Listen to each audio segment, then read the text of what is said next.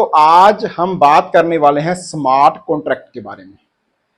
जो लोग क्रिप्टो से हैं या क्रिप्टो के किसी प्रोजेक्ट किसी प्लेटफॉर्म के अंदर काम करते हैं, उन्होंने स्मार्ट कॉन्ट्रैक्ट वर्ड काफी बार सुना होगा। लेकिन रियल में जो स्मार्ट कॉन्ट्रैक्ट है क्या, स्मार्ट कॉन्ट्रैक्ट के अंदर कैसे हम काम कर सकते हैं, स्मार्ट कॉन्ट्रैक्ट के अंदर होता क्या है, किस चीज को हम स्मार्ट कॉन्ट्रैक्ट बोलते हैं, स्मार्ट कॉन्ट्रैक्ट की परिभाषा क्या है और एग्जाम्पल क्या है, ये सारी क्वेरी हमारे माइंड में रहती है।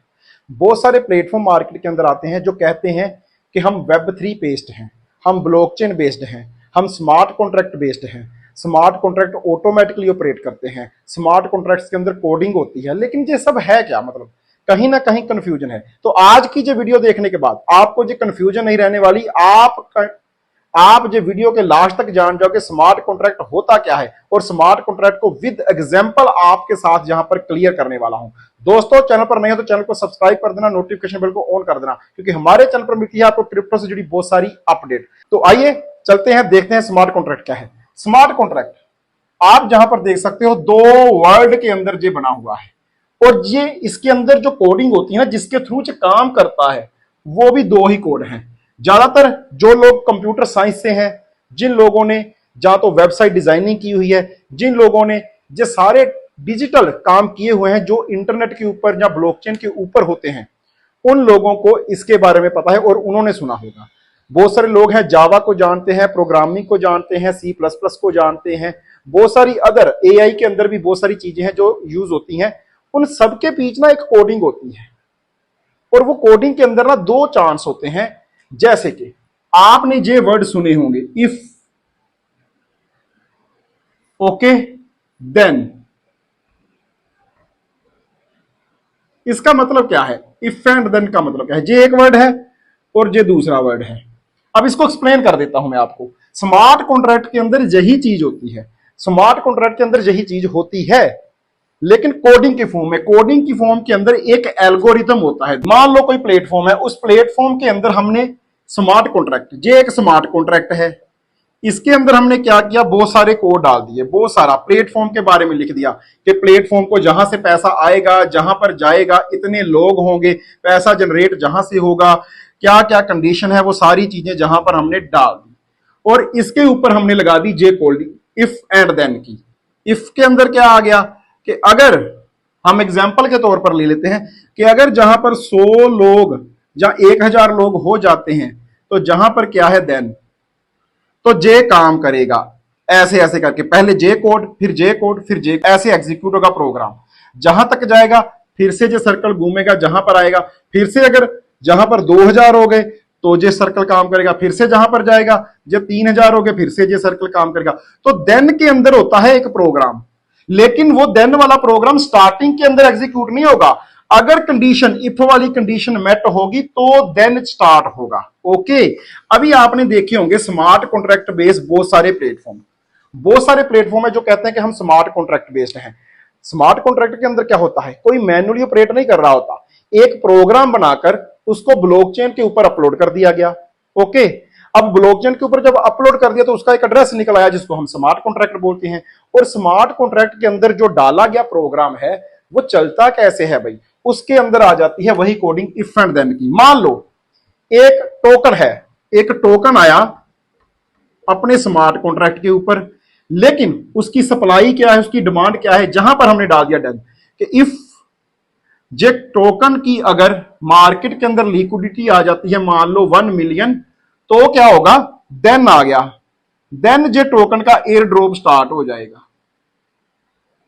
तो क्या हुआ, जैसे ही लोगों ने इस टोकन के बारे में सुना, या इसकी एडवर्टीजमेंट के बारे में सुना, या इसके यूज केस के बारे में सुना, तो लिक्विडिटी आने लगी, लोग इसको बाय करने लगे। जहां से जैसे ही जो 1 मिलियन के ऊपर गया तो जाकर क्या हुआ, देन वाली इफ 1 मिलियन जहां पर लिखा हुआ था, जैसे ही जो 1 मिलियन तक गया तो देन वाला जो प्रोग्राम था वो एग्जीक्यूट हो गया, एयर ड्रॉप स्टार्ट हो गई। इस एयर ड्रॉप को किसी ने मैन्युअली स्टार्ट नहीं किया, सिर्फ एक कंडीशन दे दी थी प्रोग्राम के अंदर, जो लिख दिया था कि जब जे कंडीशन मेट हो जाए जे अपने आप एग्जीक्यूट हो जाए, तो जहां से जे एग्जीक्यूट अपने आप हो जाएगा। इसके आगे फिर से अगर जहां से हम आ जाएं जहां पर, तो फिर से आपको मिलेगा कि एयर ड्रॉप के अंदर आ गया, जब मार्केट के अंदर 10 मिलियन टोकन जो है एयर ड्रॉप के थ्रू बेच दिए जाएं, तो क्या होगा, देन फिर से जहां पर जे इफ था कि if 10 million token air drop के थ्रू जहां पर मिल रहे हैं, देन अगर ऐसा हो गया 10 मिलियन तक हिट कर गया, तो देन क्या होगा, वो टोकन की आगे से एयर ड्रॉप जो है वो क्लोज हो जाए, जहां वो ऑफ हो जाए, अभी आगे एयर ड्रॉप नहीं मिलेगा। अभी इसके आगे फिर से क्या हुआ, फिर से आगे एक और डाल दिया जहां पर इफ जब एयर ड्रॉप बंद हो गए पूरी तरह से, लोगों ने होल्ड कर दिया, जब इतने दिन तक 10 दिन तक लोगों ने होल्ड कर दिया, उसके बाद क्या हो जाएगा, देन आ जाएगा फिर से जहां से कि जहां पर अभी आप उसको सेल कर सकते हो। ऐसे करके जो पूरा प्रोग्राम कि इफ क्या है और देन क्या है, इफ के अंदर कंडीशन मेट होगी, देन के अंदर क्या होगा, प्रोग्राम एग्जीक्यूट होगा।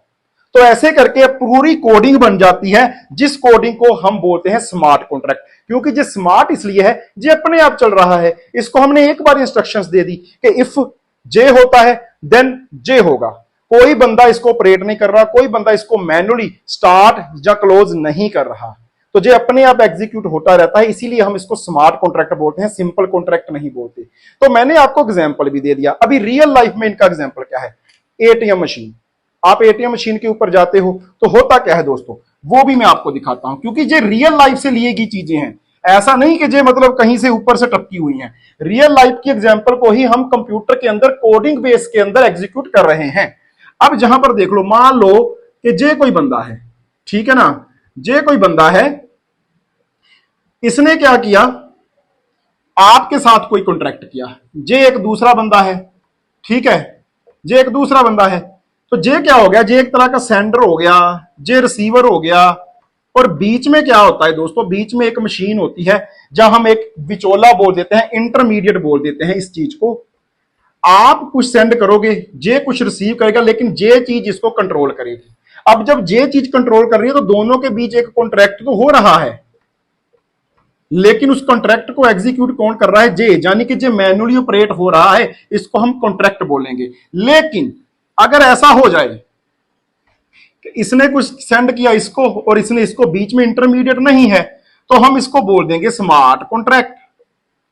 से ऑटोमेटिक सिस्टम, आपने किसी टोकन को बाय किया तो आप किसी अदर सोर्स के ऊपर नहीं गए, सीधा स्मार्ट कॉन्ट्रैक्ट के अंदर गए, उस टोकन को बाय किया, या किसी डिसेंट्रलाइज एक्सचेंज से। अभी वो टोकन पड़ा है आपके वॉलेट के अंदर, लेकिन आप उसको सेल नहीं कर सकते। लेकिन जैसे ही कंडीशन मेट होगी, जो मैंने आपको बताया, तो वहां पर सेलिंग का ऑप्शन ऑटोमेटिक आ जाएगा। सेल किसने करना, किसको करना है, आपको किसी और बंदे इंटरमीडिएट की जरूरत नहीं है। ओके, रियल लाइफ में भी ऐसे ही एटीएम मशीन की, जैसे मैं एग्जांपल दे रहा था कि आप एटीएम मशीन के अंदर जाते हो, आप क्रेडिट कार्ड डालते हो, क्रेडिट कार्ड के अंदर आप डालते हो मैंने 1000 रुपया निकालना है, तो मशीन क्या चेक करेगी, सिर्फ आप और मशीन हो, बीच में कुछ नहीं है। तो मशीन क्या चेक करेगी कि आपके अकाउंट में 1000 है, अगर आपने पिन सही लगाया, अगर क्या हो गया, if your pin is correct, if your account balance is good, maintain है जितना आपने निकाला हुआ है, तो देन एटीएम आपको पैसे देगा। अगर नहीं हुई कंडीशन मेट, जहां आपका कोड गलत हो गया, जहां आपके बैंक में उतना पैसा है ही नहीं, तो वो आपको एरर दे देगा, वो चलेगा ही नहीं। प्रोग्राम एग्जीक्यूट तभी होगा जब कंडीशन मेट होगी, ठीक है।